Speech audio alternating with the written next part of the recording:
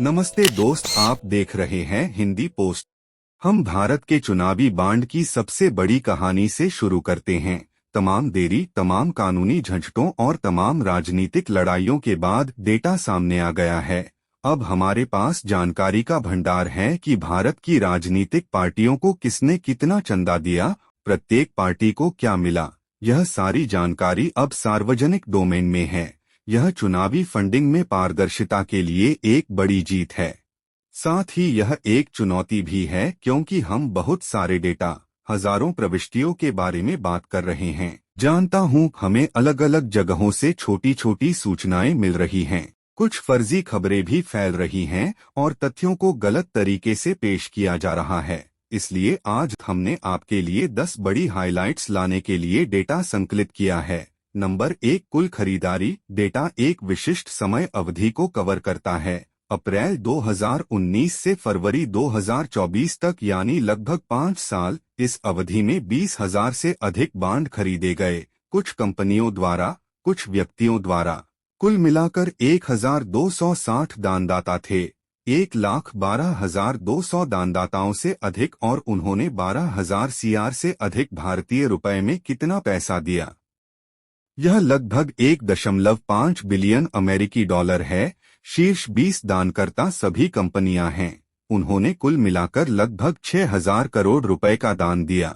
दूसरे शब्दों में 20 दानदाताओं ने कुल धन का आधा हिस्सा दिया, जो हमें नंबर 2 पर प्रकाश डालता है, जो सबसे बड़ा दानकर्ता था, जिसे फ्यूचर गेमिंग और होटल कहा जाता है। सेवाएं, यह तमिलनाडु कैटोर में स्थित है। इसका नेतृत्व सैंटियागो मार्टिन उर्फ लॉटरी किंग नाम के व्यक्ति द्वारा किया जाता है। उन्होंने इस कंपनी को 1991 में शुरू किया था। आज इसकी 13 भारतीय राज्यों में पकड़ है और यह कंपनी लॉटरी का संचालन करती है।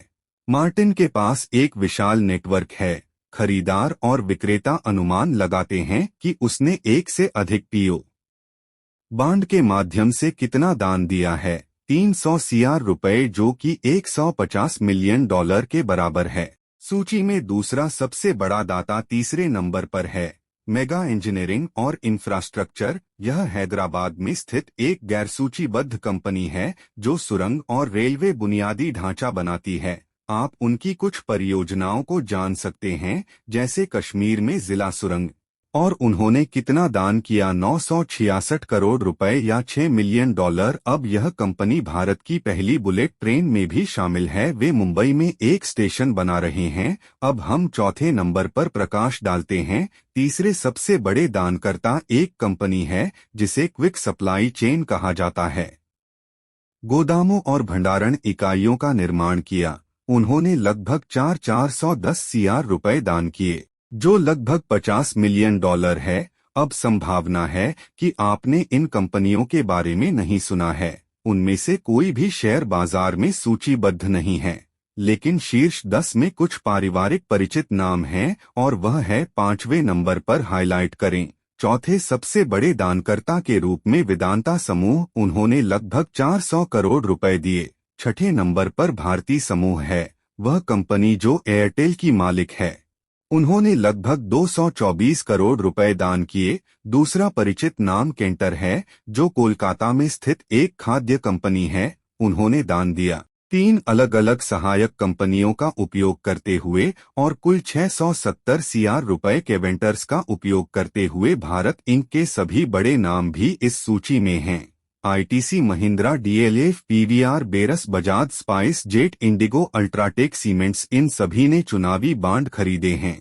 अगला हाइलाइट नंबर 6 है, और दान में स्पष्ट रुझान। इनमें से कई कंपनियों का पीछा केंद्रीय एजेंसियों जैसे CBI और प्रवर्तन निदेशालय द्वारा किया जा रहा था। उदाहरण के लिए लॉटरी किंग को देखें। ईडी ने 2019 में 2022 तक उनकी जांच शुरू कर दी थी। इसके 5 दिन बाद उन्होंने उनकी कुछ संपत्तियां कुर्क कर ली थीं। अटैचमेंट, लॉटरी किंग ने कुछ 100 करोड़ रुपए के पोल बांड खरीदे। तो क्या जांच और दान के बीच कोई संबंध है, या क्या हम इसके बारे में थोड़ी देर में जानेंगे। फिलहाल 7वें नंबर पर प्रकाश डालें कि सत्तारूढ़ भाजपा को कितना पैसा मिला। डेटा लगभग 6,000 करोड़ दिखाता है, जो कि सभी दान का 47% है। भाजपा अब तक की सबसे बड़ी लाभार्थी थी। हाइलाइट नंबर 8, विपक्ष को कितना पैसा मिला। इस सूची में सबसे आगे टीएमसी है, जो त्रिकाल कांग्रेस है, जो पश्चिम बंगाल राज्य पर शासन करती है। उन्हें 1600 मिले सीआर रुपए टीएमसी के पीछे। 1600 सीआर रुपए टीएमसी के पीछे कांग्रेस पार्टी है, जो भारत में मुख्य विपक्षी दल है। उन्हें लगभग 1400 सीआर रुपए मिले। तेलंगाना के बीआरएस को 1 से अधिक मिले, 200 करोड़ रुपए। ओडिशा की बीयू जनता डी को 775 करोड़ रुपए और तमिलनाडु की डीएमके को 640 करोड़ रुपए मिले। अब यहाँ का रुझान बिल्कुल स्पष्ट है कि सत्तारूढ़ दलों को केंद्र और राज्यों दोनों में लाइन शेयर मिला है। अगला हाइलाइट नंबर 9 है कि राजनीतिक दल इस पर कैसे प्रतिक्रिया दे रहे हैं। विपक्ष एक बिंदु पर ध्यान केंद्रित कर रहा है, केंद्रीय एजेंसियों और दान के बीच संबंध। उनका कहना है कि कंपनियों पर जबरन वसूली की तरह दान करने के लिए दबाव डाला गया था। उनका यह भी कहना है कि दान का उपयोग किकबैक के रूप में किया गया था, जैसे कि खनन कंपनियों को दान देने के बाद परमिट मिलता है, इंफ्रा कंपनियों को दान देने के बाद अनुबंध मिलता है। वे इसे कह रहे हैं एक दान एक पार्टी, लेकिन सत्तारूढ़ भाजपा ने इन सभी आरोपों को खारिज कर दिया है। अंततः नंबर 10 पर प्रकाश डाला।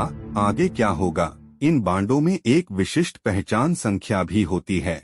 यह दानकर्ता को पार्टी से जोड़ता है और वह नंबर अभी तक जारी नहीं किया गया है, लेकिन सुप्रीम कोर्ट इसे चाहता है। प्रकाशित किया गया है कि उन्होंने भारतीय स्टेट बैंक को एक नोटिस जारी किया है और यह संख्या अधिक विवाद को जन्म देगी, क्योंकि यह इस पूरे मामले में गायब लिंक है। भारतीय स्टेट बैंक को अगले सप्ताह उस डेटा का खुलासा करना चाहिए। हम देखेंगे कि उसके बाद क्या होता है।